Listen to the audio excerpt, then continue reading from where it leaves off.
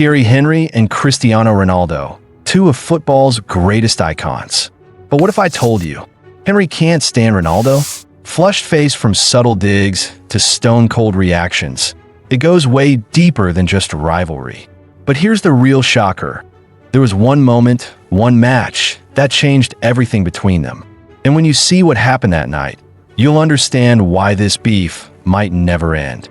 Stick around, because once you hear this story, you'll never look at these two the same way again.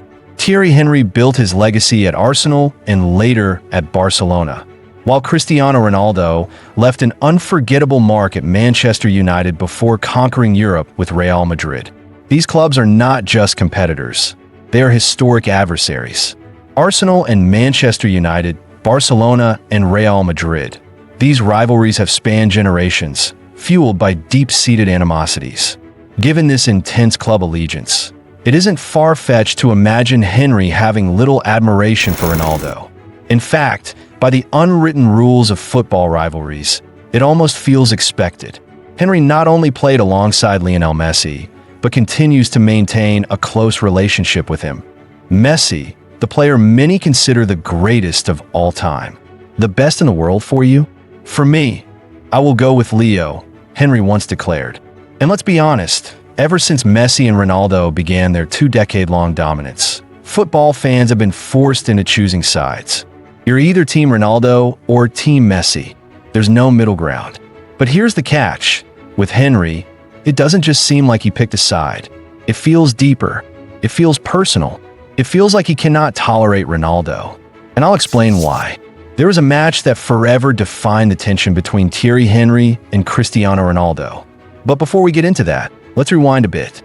If you've ever doubted that Henry has something against Ronaldo, let me jog your memory. Remember when Henry openly referred to the Brazilian Ronaldo as the real Ronaldo? During a live broadcast, Henry was asked about the greatest Ronaldo, and his response was instant. "Oh, the real Ronaldo. The real one," he repeated for emphasis. Wait, so does that make Cristiano the fake Ronaldo? Now, let's be real. That statement was completely unnecessary. But Henry made sure to say it, and he said it for a reason. He doesn't fancy the Portuguese forward, plain and simple. Still not convinced? Let's go back to 2014, the year Henry had the honor of handing Cristiano Ronaldo his third Ballon d'Or. The winner is Cristiano Ronaldo. While presenting the award, Henry's expression was anything but congratulatory. It was almost as if he would rather be anywhere else than handing that golden ball to CR7. And then, there was Ronaldo's signature war cry. The celebration that echoed across the room. Henry's reaction? A blank, almost irritated stare. Fans speculated that Ronaldo let out that celebratory yell because he knew exactly who was standing behind him. And if you think this is just speculation, let's hear from someone who knows them both personally. Manchester United legend Rio Ferdinand also took notice of this subtle but undeniable tension. In a podcast, he pointed out that not only Henry, but even Ronaldo Nazario, the Brazilian legend, seemed to have a bit of an issue with CR7. Ferdinand recalled a moment when Ronaldo Nazario was asked to name his top strikers, and CR7 didn't even make the list. The reason? Because he believed that name belonged to him first. He was Ronaldo before Cristiano came along, and suddenly, people started calling him Fat Ronaldo, which is just disrespectful, Ferdinand remarked. But what about Henry? Ferdinand suggested that the root of Henry's issue with Ronaldo could be traced back to their Premier League days. When Cristiano Ronaldo arrived at Manchester United, Thierry Henry was already the undisputed king of English football. He had conquered the league with his mesmerizing skills, winning multiple Premier League titles, Golden Boots, and Player of the Year awards. At that time, Henry was widely considered the best player in the league. "He is just phenomenal," said one pundit. "He is the best in the world by a mile at the moment." Henry wasn't just a great player. He was the dominant figure in the English top flight. But then, along came this flashy teenager from Portugal, and suddenly, there was competition. Ronaldo was quick, skillful, and hungry for greatness. With every passing season, he edged closer to taking Henry's throne as the league's most electrifying talent. Was Henry intimidated? Perhaps. Perhaps not. But there was one particular on-field altercation between them that made it clear. These two were not friends. When Arsenal hosted Manchester United at Highbury during the 2004-2005 Premier League season, the stakes were sky high. Arsenal, the reigning champions, had a point to prove, while United, ever their fiercest adversaries, were determined to spoil the party. But let's be honest, any fixture between these two clubs was always a colossal battle. Having lost the first leg 2-0, Arsenal had vengeance on their minds. And with a raucous home crowd behind them, they were determined to make Old Trafford's conquerors pay. From the first whistle, the atmosphere was hostile, particularly for one young Portuguese winger. Cristiano Ronaldo, still finding his feet in English football, was feeling the full brunt of the Arsenal faithful. Meanwhile, Thierry Henry, the undisputed talisman of the league, was running the show. Just 8 minutes in, Henry delivered a pinpoint corner, and Patrick Vieira rose above the crowd to head it home. Arsenal 1-0 Manchester United. Highbury erupted, but United were never a team to crumble under pressure. 10 minutes later, a moment of high pressing saw them win possession high up the pitch. Paul Scholes picked up the loose ball, fed Wayne Rooney, who in turn teed up Ryan Giggs. His hit took a wicked deflection off Ashley Cole. An unfortunate own goal, but all that mattered to United was that they were back in it. 1-1. Both teams were fighting tooth and nail, neither willing to cede an inch. But just before halftime, Arsenal struck again. And of course, Henry was at the heart of it. In the 36th minute, the Frenchman orchestrated a moment of brilliance, threading a perfect pass to Dennis Bergkamp, who dispatched it with his trademark class. 2-1 Arsenal. Henry dominated the first half. The game was playing out as his personal showcase. He was in complete control, but then came the second half. And that's when Cristiano Ronaldo decided it was time to rewrite the script. Up until halftime, Ronaldo had struggled to make an impact. He was frustrated, isolated, outplayed. But the second period? That was a different story altogether.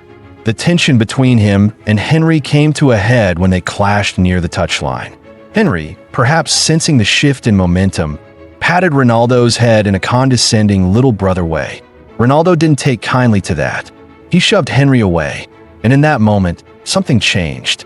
Determined to answer on the pitch, Ronaldo locked in. Just 9 minutes into the second half, he found the equalizer, latching onto a Giggs pass and smashing a low drive past the keeper.